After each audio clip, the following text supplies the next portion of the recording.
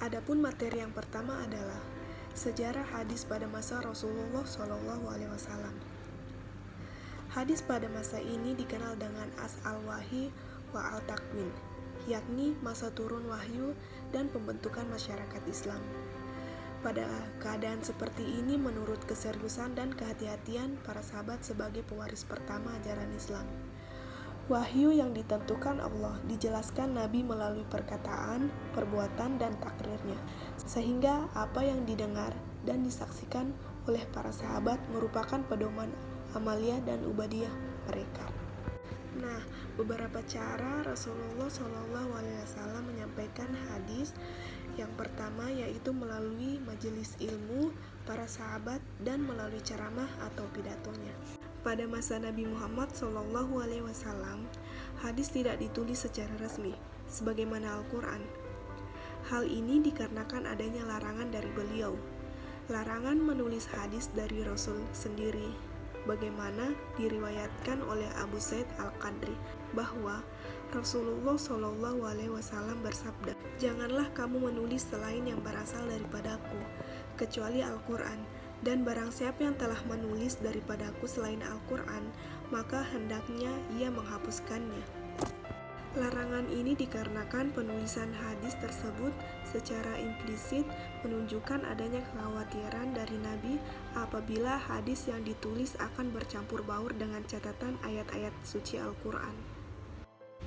Meskipun demikian, ada juga riwayat-riwayat yang menyatakan bahwa pada masa Rasul ada yang sebagian sahabat yang memiliki lembaran-lembaran yang disebut dengan syifa yang berisi tentang catatan hadis. Selanjutnya, pada materi yang kedua adalah saya akan membahas sedikit tentang sejarah hadis pada masa sahabat.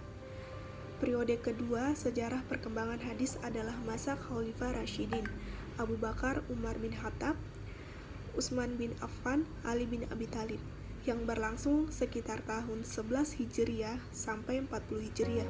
Masa ini disebut dengan masa sahabat besar. Pada masa ini, perhatian para sahabat masih terfokus pada pemeliharaan dan penyebaran Al-Quran. Maka, periwayatan hadis belum begitu berkembang dan kelihatan berusaha membatasinya. Oleh karena itu, para ulama dianggap sebagai masa yang menunjukkan adanya pembatasan periwayatan.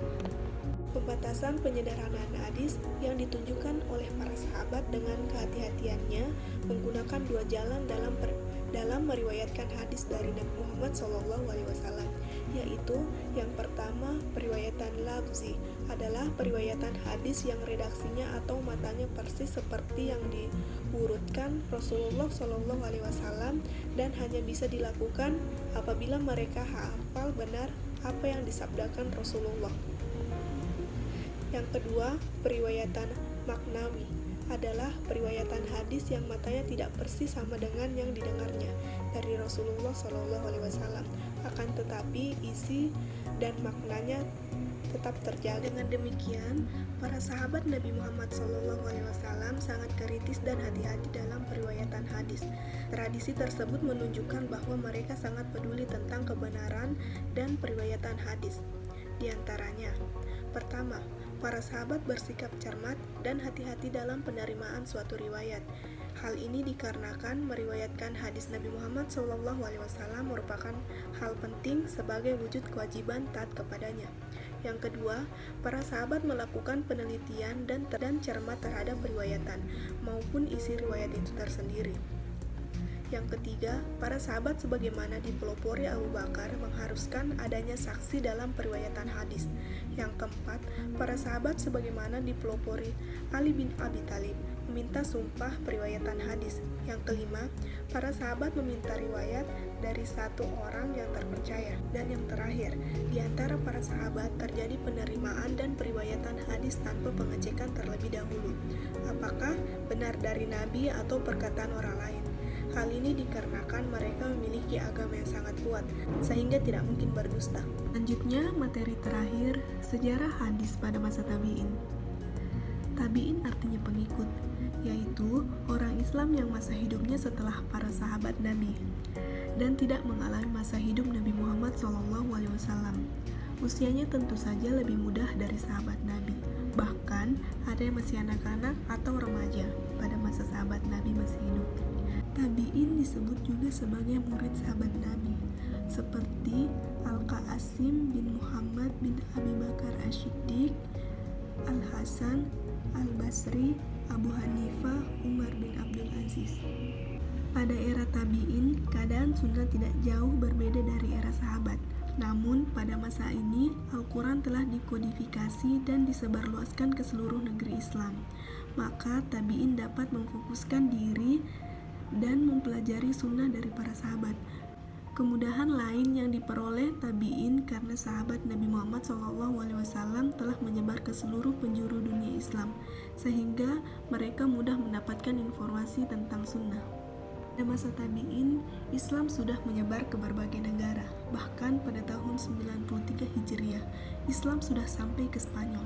Hal ini karena sahabat berangkat untuk mengemban tugas pemerintah ataupun keagamaan ke negara-negara sekitar Jazirah Arab. Hadis yang diterima para tabi'in dari gurunya atau para sahabat pada umumnya dalam bentuk catatan-catatan ataupun hafalan. Dalam periwayatan pun tidak berbeda jauh dengan yang dilakukan oleh para sahabat. Pada masa tabi'in terdapat pergolakan politik sebagai akibat atau kelanjutan pergolakan politik yang terjadi pada masa Ali bin Abi Thalib yang telah memecahkan umat Islam menjadi beberapa golongan seperti Khawarij, Syiah, Muawiyah, dan golongan-golongan lain. Hal ini baik disadari ataupun tidak telah mempengaruhi perkembangan hadis pada saat itu, yang berdampak positif maupun negatif diantaranya. Yang pertama, dari segi negatif, munculnya hadis-hadis palsu demi kepentingan politik atau golongan masing-masing. Kedua, dari segi positif, adanya sebuah upaya dalam penyelamatan dari pemusnahan dan pemalsuan hadis.